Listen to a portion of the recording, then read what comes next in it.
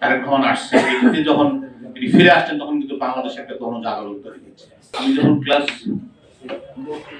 4-5 পড়ি তখন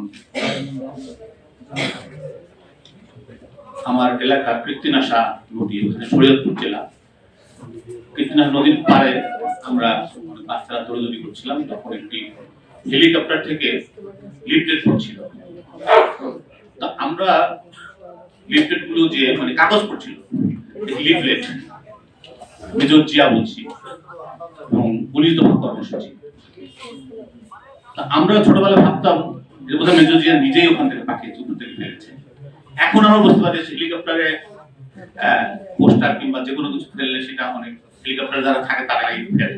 কিন্তু আমাদের মাথায় যে ওই যে ঢুকে গেছিল শহীদ প্রেসিডেন্ট জিয়াউর রহমানের নাম, জিয়াউর রহমান, সেই জিয়াউর রহমান আমার দেখা আমাদের শরীয়তপুর নামটা তখন হয়নি, তখন ছিল পালং।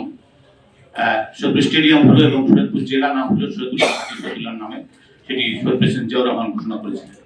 সেই অনুষ্ঠানে থাকার সৌভাগ্য আমার হয়েছিল এবং সেই থেকে এই যে মনের মধ্যে গেঁথে গিয়েছিল শহীদ প্রেসিডেন্ট জিয়াউর রহমান।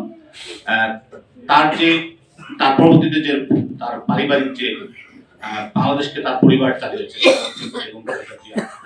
এবং মাঝখানে ষোলো শাসক ছিলেন 2-3 জন, তারা কিন্তু বাংলাদেশকে নিঃস্ব করে দিয়ে গেছে এবং দুর্নীতির যে একটা ভোটকে আমাদের ফেলে দিয়েছিল এবং টেলিভিশন চ্যানেলগুলো পত্রিকাগুলো অনেকটা বাধ্য হয়েছিল নিয়ন্ত্রণহীন, মানে আমরা বলবো যে নিজেরা কখন নিয়ন্ত্রণ করে রেখেছিল তারা, যে যা বলার তা বলতে হবে, যা করার করতে হবে এবং তাদের নিয়ন্ত্রণে থাকতে হবে। সেটাই television, print media, electronic media, সব মিডিয়া কিন্তু সেটাই করেছিল এবং আমাদের সাংবাদিকরা কিন্তু অনেকটা করতে বাধ্য হয়েছিল। সেখানে আমরা কেউ বাদ নেই, আমরা অনেকে সাংবাদিকরা কখনোই স্বাধীন ছিল না, কখনোই স্বাধীন ছিল না। তা আমরা দেখতে পাচ্ছি যে শহীদ প্রেসিডেন্ট জিয়াউর রহমান করেন ম্যাডাম যে জানাজা, সেখানে দেখা গেছে যে দল মত নির্বিশেষে যে সৌহার্দ্যপূর্ণ একটা পরিবেশ তৈরি হয়েছে বাংলাদেশে, এটি কিন্তু সারা বিশ্বের কাছে দেখিয়ে দিয়েছে যে আসলে ম্যাডাম খালেদা জিয়া কত বড় গ্লোবাল লিডার, সেটি আমরা দেখতে পেরেছি। এবং আমি খুব কথা সামান্যই বলবো কারণ অনুষ্ঠান প্রায় শেষের দিকে। এবং আমরা এখন দেখছি ভিডিও, আমরা তখনই দেখেছি যে টিনের সুটকেস কিংবা জিয়াউর রহমানের শার্ট থেকে কেটে তারেক রহমান সাহেবের শার্ট বানাচ্ছেন কিংবা প্যান্ট তৈরি করে দিয়েছিলেন, সেগুলো আমরা ওই থেকেই আমরা ওই পরিবারকে রেসপেক্ট করি। আজকে যখন লিডার আসছে, তারেক রহমান আসছে, এটিতে যখন তিনি ফিরে আসছেন তখন কিন্তু বাংলাদেশে একটা গণজাগরণ তৈরি হয়েছে। সেই গণজাগরণের মাধ্যমে আমরা মনে করি দেশে একটা পরিবর্তন আসবে, বড় ধরনের পরিবর্তন। সেই পরিবর্তনের দিকে আমরা তাকিয়েছি।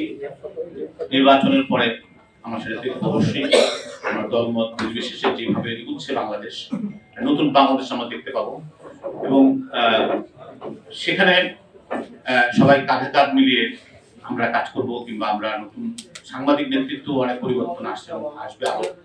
আমি মনে করি যে সাংবাদিক ঐক্য পরিষদ বিজিএসি চেয়ারম্যান, প্রতিষ্ঠাতা চেয়ারম্যান আহমেদ সাব্বির আহমেদ, আমি আমার দুষ্টমি করে তাকে অনেক রোমিও বলে ডাকি, অনেক মজার একটা মানুষ এবং তিনি আমাকে কার্যকরী সভাপতি বানিয়েছেন এবং সেখানে আমরা চাইলে অনুষ্ঠানটাকে আরো অনেক বড় ক্যামেরা ট্রায়াল করতে পারতাম, মানে ক্যামেরা ট্রায়াল চাই না, শোক দিবস, শোক স্মরণ, ক্যামেরা ট্রায়াল আসলে আমাদের মন থেকে প্রাণ থেকে আমরা টেলিভিশনে যেতে বলবো তা কিন্তু না। আর আজকাল কোনো টেলিভিশনে ক্যামেরা না, মোবাইলেই টেলিভিশনে ক্যামেরা হয়েছে। আমরা দেখেছি যে জানাজার সময় দেখেছি যে টেলিভিশনে আমরা দেখতে পাই, দেখেছি ডক্টর কামাল যাচ্ছে বুঝছে, দেখছি কাদের সিদ্দিকী এক জায়গায় বসে আছে, এগুলো কিন্তু টেলিভিশন দেখি নাই, পরে ফেসবুকে দেখেছি, মোবাইলে দেখেছি। অনেক বড় বড় নেতা কিন্তু মানে ওইখানে বিলীন হয়ে গেছে।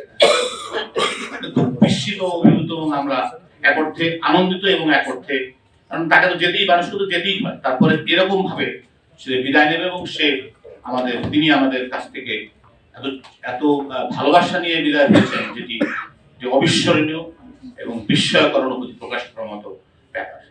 তো বিজিএসির আজকের যে উদ্যোগ, এটি সাব্বির আহমেদের নেতৃত্বে, অশোক ধরের নেতৃত্বে এবং আমাদের পুরো কমিটির নেতৃত্বে করা হয়েছে এবং আমি মনে করি যে এটি আমাদের একটা দায়িত্ব। আমরা এই দায়িত্ব পালন করতে থাকবো দেশের সমস্ত দুর্যোগে, আমাদের দেশের সমস্ত ভালো মন্দ সব জায়গায় আমরা বিজিওসি অনেক বড় সংগঠন এবং গ্লোবালাইজ, সারা বিশ্বব্যাপী ছড়িয়ে যাবে এবং সারা বিশ্বব্যাপী বিজিওসি এগিয়ে যাবে এই আশা